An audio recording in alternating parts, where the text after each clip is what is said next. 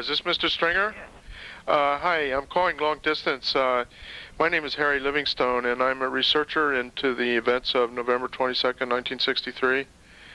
And I'm sorry to bother you with this. I'm sure a lot of people talk to you.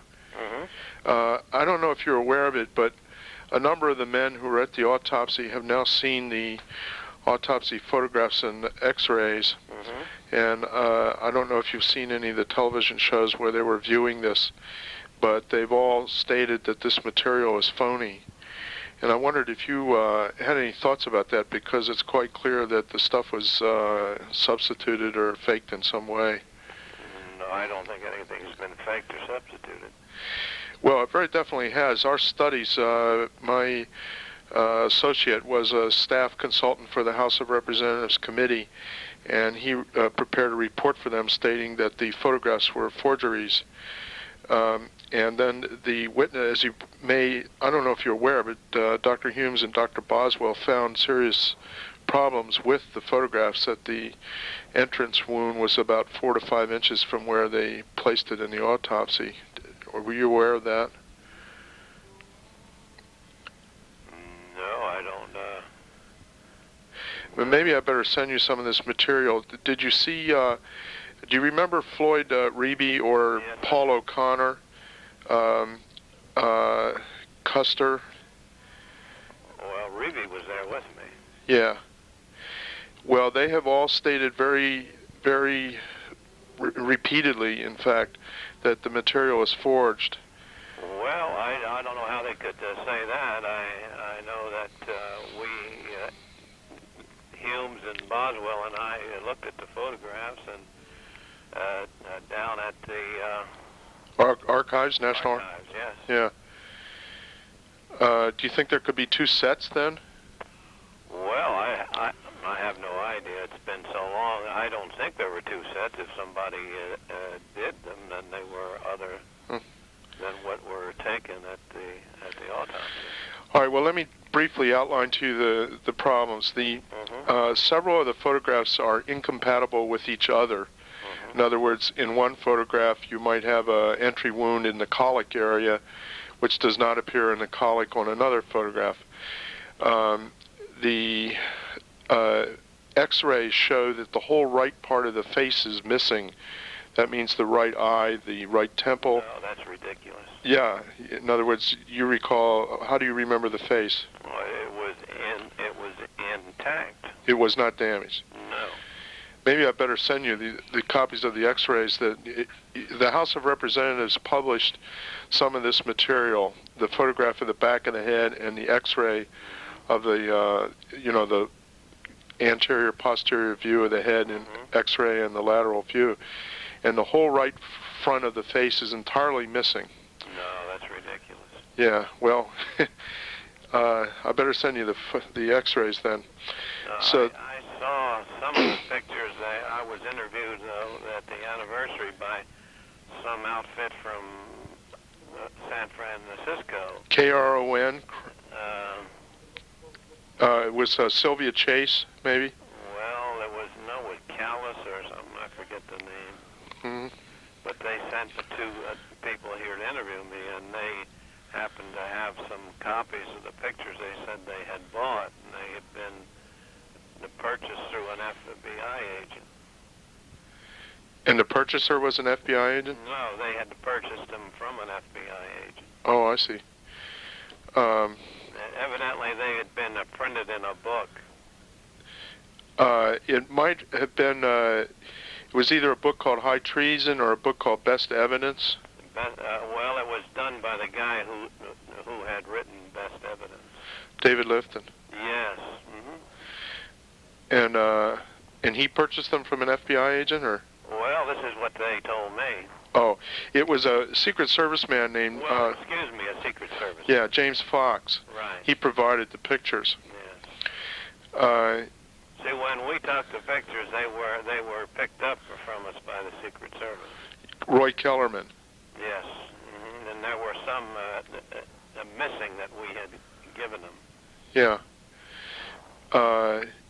You mean, in other words, you took photographs of the interior of the chest? We took photographs, and we had they had to sign for them, and they came back and said some were missing. Yeah. In other words, you are sure that you took pictures of the interior of the chest. Well, I'm sure, yes. Yeah, because they are missing from the inventory. The next issue is that picture of the back of the head, every single doctor and nurse described, and Jacqueline Kennedy told us that the back of the head was completely missing. The problem is that there wasn't enough scalp to pull over. I'm sure you've seen that picture then that they showed you of the back of the head in David Lifton's book. That picture was published by the House of Representatives committee, and it shows an intact scalp over the back of the head. The trouble is that the scalp is not the same scalp as all that around the side of the head. It's a different color hair, different color skin. Well, in other words, things were done by the undertaker after the body was completed. So you're saying that picture was made after the autopsy? Well, I don't know if it was somebody else made it. In other words, you didn't make that picture. That's correct. And so you know what the picture is that I'm talking about, the one that shows the intact scalp over the back of the head. No, I've never seen it. All right, I'll tell you what, can I send you copies of that material? Sure. And can I have your mailing address? It is a 23 Dolphin Drive. Dolphin? Yes, a DOLPHIN. Drive, and it's Vero Beach, right? Vero Beach, 32960. 32960. Correct. Okay, I'm going to send you copies of that material, and the main issue is where did these pictures come from? Because we're certain that the picture of the back of the head that the government published, and the one that is in David Lifton's book, which you saw. Well, no, I haven't seen the. Well, I got a copy of the book through somebody up in Washington. Right. And I think you're talking about generations, copies of copies from what I've seen. Yeah. Well, we've seen the basically the first generation pictures. And there's quite clearly a matte line in those pictures. In other words, it is a composite. But the issue here is the one that shows an intact back of the head with a small entry wound at the colic. You're saying that was constructed by the undertaker. That's not the picture that you took. I don't know. I'd have to see what you're talking about. Yeah. Well, do you remember that that there was a large hole in the back of the head? Yes, there was a large hole in the back of the head. And was there any scalp there at all, other than a macerated? No, it was macerated. Yeah. But it wasn't well enough that you could just put it right together so it looked perfect. I wouldn't think so. To make that. It's been many a year. Yeah. In other words, the issue is, was there enough scalp there to pull together to make a photograph that shows a completely undamaged back of the head, Because that's the photograph we've got now. Well, what the photograph showed a damage to the head, from what I remember. Right. So when you went to the National Archives, did you see the photograph that you took, or did you see another? No, I saw the photographs that I had taken, and they were signed by Dr. Humes, Dr. Boswell, and myself. They were signed. That's correct. Boy, I tell you, this helps a lot. You're explaining things that we didn't know. See, we believe that there was a second set of pictures, and that the picture showing an intact back of the head. You see, why would the undertaker why would they reconstruct the head to make a picture that shows an intact back of the head? Well, I don't know. I know that the body was fixed up after the autopsy to Yeah. show. I mean, for evidently if they wanted to view it or something. Right. Of course, you wouldn't have seen the back of the head anyway. Right. And you remember no wounds on the face Do you remember anything that could be an entry wound on the left temple area? No, not that I can recall of. Yeah. Because the death certificate in Dallas read that he died of a gunshot wound to the left temple. But there's very little substantiating evidence for that. The priest there and probably three or four people altogether said that they thought he'd been shot in the left temple. Well, there's been a lot of things that have been said over the years. I think that's just people's imagination. Yeah. All right, I talked to Dennis David the other day, and also to Paul O'Connor, and Dr. Cyril Wecht in Pittsburgh is got close to Gerald Custer, and they all are hoping that they can sort of have a reunion where you all might get together and, you know... Now, O'Connor was the X-ray man, was it? O'Connor was, he was the man, he was an autopsy tech who was to remove the brain from the body and so on. But he stood there by the head through the whole thing. Gerald Custer was the X-ray tech. And Jack Eversole was the doctor. Yeah, he was the radiologist. That's correct, yeah. Right. Yeah. And there was another X-ray guy. Let's see, it might be Jenkins. No, he was a lab tech. Edward Reed was an X-ray tech who was present. I don't remember. Yeah, I think he might have been a student tech. It could have been. I know that Reeby was a student there with me too. Right. Do you remember anything strange going on in the room? Strange men or officers or generals that were screwing things up, or? Well, there were a lot of people walking in and out. It was like a three-ring circus, sure. Yeah. See, there's I'm sure you've heard this story. The men who received the body insist that it came in a body bag and in a shipping casket. It was not in the bronze casket. No, I was there. When it arrived? I was there and helped to take it out and put it up on the table. Was it in a body bag? No, it was wrapped in sheet. And the head was wrapped in a sheet. That's correct. Tall. And do you remember a shipping casket? It was a regular casket. Yeah. Well, I better not take any more of your time, but I very much appreciate your talking with me. Yeah. And I'll send this material out to you as soon as possible. Now, where are you from? I live in Baltimore. Baltimore. You've heard of it, right?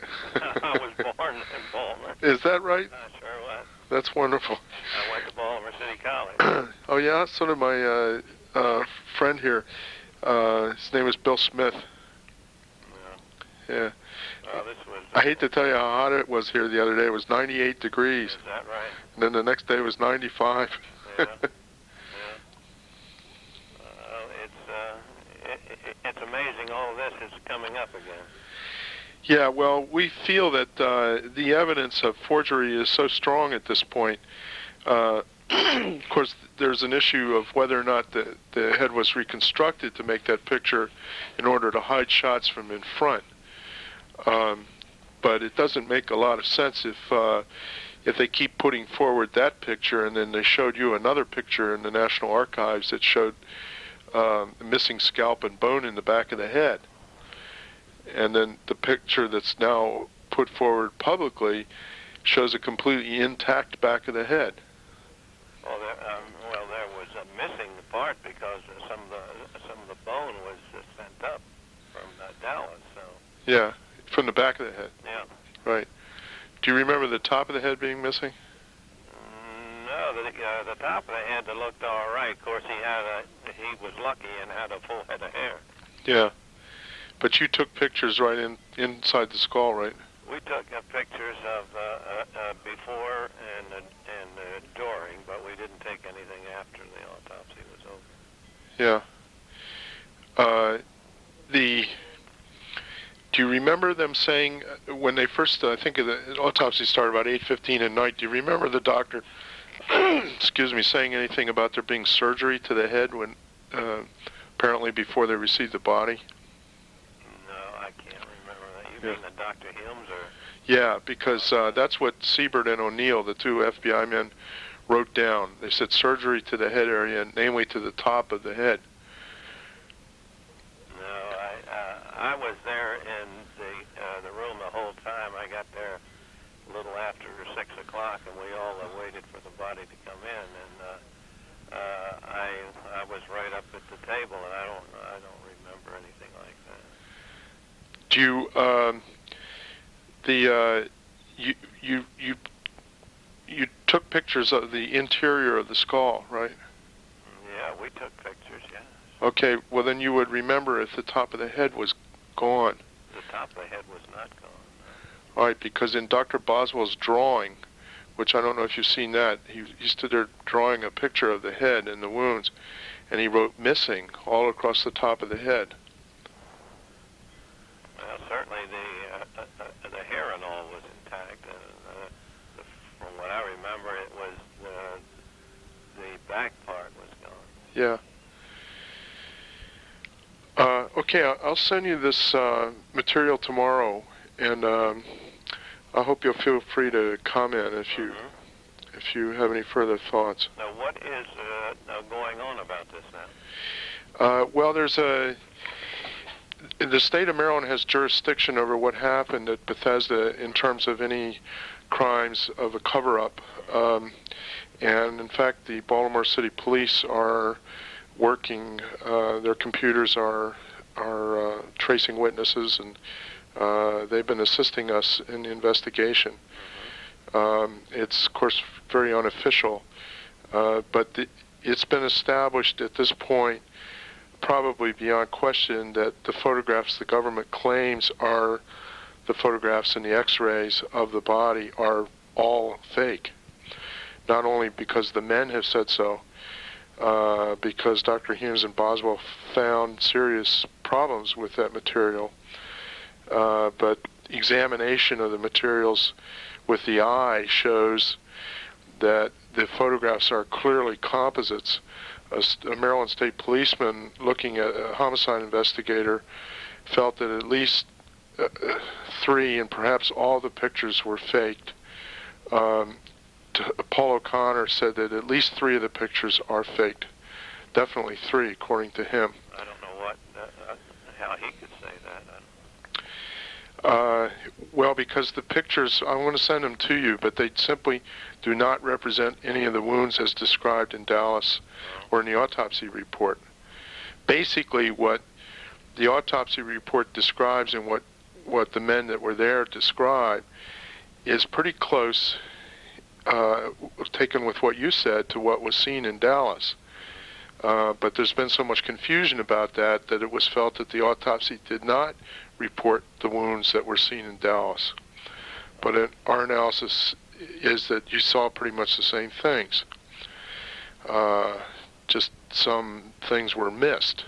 Well, I know Dr. Paul Latimer, I think that's his name. Yeah, the urologist. Yeah, he went over the pictures, and I've had several long talks with him. Yeah, but see, he's about the worst authority to consult with on that. I mean, he wasn't really qualified to deal with that. When you look at the x-rays, you'll see that the whole face is gone. Well, somebody faked the x-rays. Well, there's no way that the face was gone because you knew who it was. I mean, right. There was not. Look at it from the front, you'd never know anything was wrong. Right. Well, we think that I don't know if you if you have any intimation that there was a plot or a conspiracy. But I'd worked for a U.S. senator at the time, but there was a general feeling among many people that there was a conspiracy and that they faked this evidence in order to cover up the fact that there were gunmen in front of the president. So the Zapruder film appears to show that the face is being blown away. So if the conspirators had access to that film, which is quite reasonable that they did have access to it the night of the murder, that they then would have faked the X-ray to show the face gone. So we have an X-ray now that the X-ray men who took it say isn't the one they took, and yet it's the one that's in the National Archives, and it's the one that the government published. Well, then the archives that took everything. Well, not the archives, but the Secret Service that took everything the night of the autopsy. Yeah, that's. Now, the X-rays were developed right at Bethesda before the autopsy started. Yes, we know that. Custer carried them up to the developing room. Yeah, up on the fourth deck. Right. Yeah. But your films weren't developed, right? They were taken to the Navy right. processing lab. Pardon? You gave them to Kellerman, and they were taken to the Navy processing lab. I think they were done by the Secret Service lab. Yeah, no, they did copies of them later on. The actual films 4 days later were taken to the U.S. Navy Processing Center in Anacostia, and then the positives and so on were taken back to the Secret Service, and then they reproduced more copies in their own lab. Right. And then they went to the archives. Right. But they didn't go to they were kept in the Secret Service headquarters in the Executive Office building for a couple of years. They didn't go directly to the archives. That's not true, because we were in the archives. Well, I don't know when I went down, but I don't think it was 2 years, because it was Humes and Boswell and myself down there. Okay, well, it was April 22nd, 1965. Admiral Berkeley hand-carried the materials to Evelyn Lincoln at the National Archives. That's when it was. So you might have seen them right after that. Well, I don't remember when it was, but I know we went down and we looked over each one and we signed them. Right. And you signed them yourself. That's correct. So at that time, did you see anything that looked like it wasn't what you took, or? Well, of course, you don't know what you've taken when you don't see them. Right. But there were some that were missing. Right. And we had a. Do you think? Could you remember what what angles they were? Or? No, we took them. We were taking them in film, just the holders. They were taken on 4x5. And they signed for each of the film holders, and then they came back and said that there were some films missing in the holders. Yeah. And they were loaded in the lab, and the man that was there to load them said that he loaded each and every film holder. Right. So it was one word against the other. Well, we know that the interior chest photographs, they've always been missing. Uh-huh. So I don't know which other ones might be gone. The key thing here is, and after I send these pictures to you, then I'd like to get back to you just on this one question. The key thing here appears to be that there were some pictures substituted, and perhaps you saw one set of pictures in the archives, and that the pictures that they claim publicly to be that of the back of the head and some other ones are not. In fact, they're fake. See? I wouldn't know anything about that. Yeah. Well, you will when you see these. Well, you will when you see the pictures. Well, this, of course, when they were taken, they were supposed to be put up and not released for 75 to 100 years until the kids were gone. Right. But they did. The House of Representatives did publish in 1979. But was that published after? When did this other fellow publish them? David Lifton. Yes, David Lifton. He published last year. Well, the picture that the House published in 1979 was then reproduced in a number of books, in Anthony Summers' book *Conspiracy*, in David Lifton's book, and so on. That was the picture of the back of the head. The Congress did. Yeah, they got them released. Release them. Right. Well, that's interesting. Of course, I've been out of Washington now for 17 years. So. Oh boy, did you retire? Yes, I retired in 1974 Hmm. and moved to Florida. Did you know William Bruce Pitzer? Bill Pitzer, I sure did. Yeah. You're talking about that article that was in the Inquirer or something?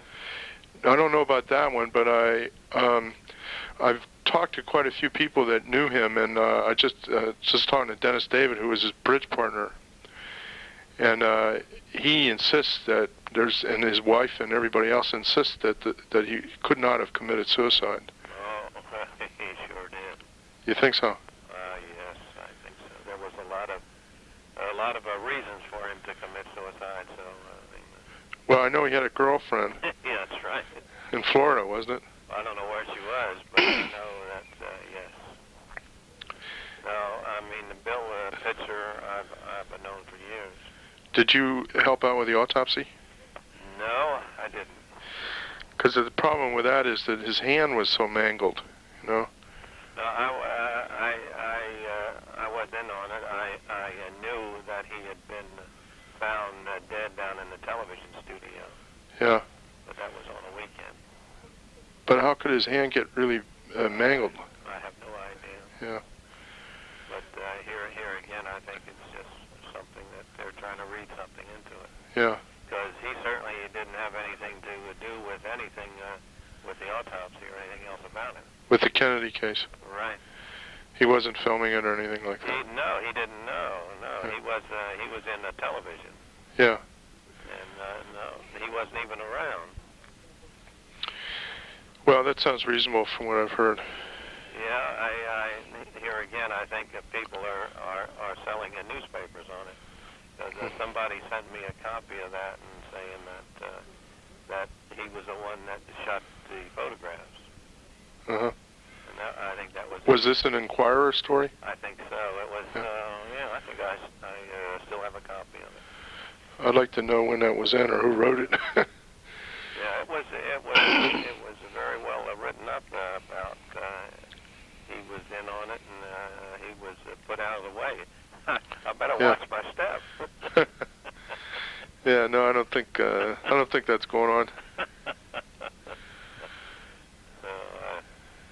No, I don't know. It's been a long time. Yeah.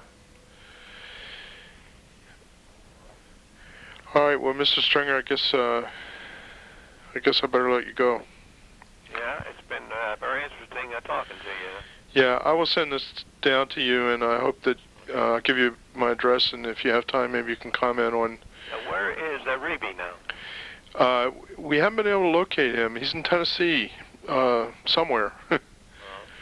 But I'm not really sure where he's at. We will be finding him within a week, I think. I have heard a lot of talk attributed to him, and I don't know how he said some of the things that he said that he had said.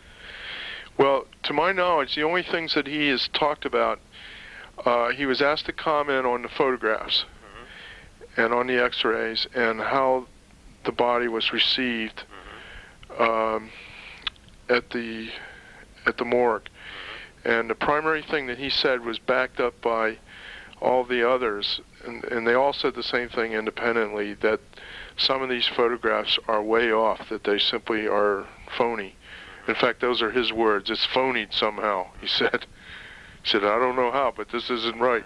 Well, as I say, I've the only time that I have seen it was at the archives, and then when these people came to interview me, they had some 8x10 black and whites. Yeah. That they said, have you ever seen these before? And I said, my God, where'd you get those? And they said, we bought them from the Secret Service. Yeah. Did anything ever happen to the guy that sold these things? Well, he's dead, the Secret Service man. It wasn't actually selling them. He was spreading them around, but then a lot of people did spread them around. In 1963, they were put out all over Washington, actually. One senator's daughter had them. Thomas Gervasi, who was actually a brigadier general in military intelligence, he had them. But quite a few people did, in fact, have them. we think that what's happened is that they deliberately spread them around. On one hand, it was supposed to be secret, but they spread them around because among them were the fakes, which were intended to hide the fact that there had been gunmen up in front of the car, see? And the acoustical studies made from the Dallas police tapes and matching shots made from test shots years later by the House of Representatives match physically. And in fact, it's a perfect match for a gunman standing in the place where the photographs show a gunman to be firing at the car from in front. So these pictures were faked of the back of the head so that you didn't see the exit wound in the back of the head.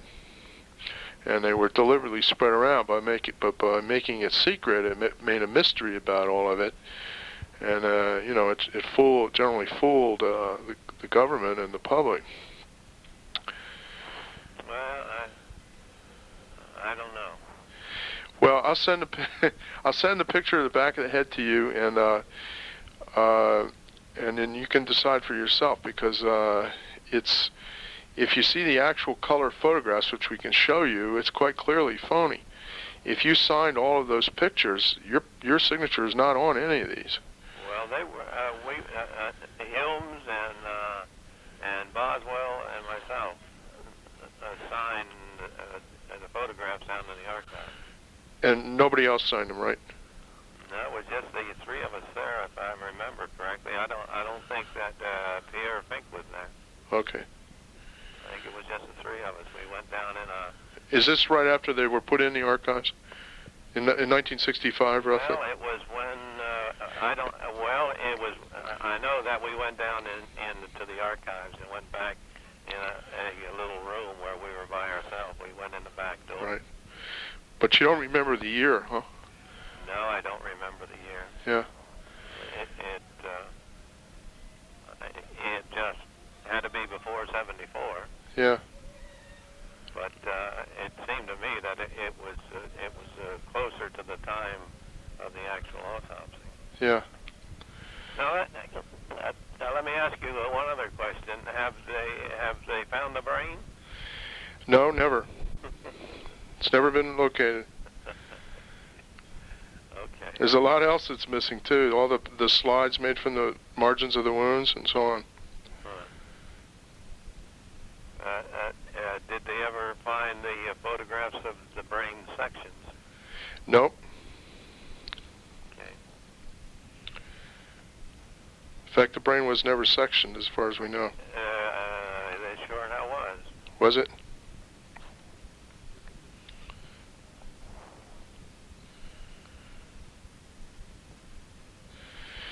Okay. I'm going to send this stuff down to you right away.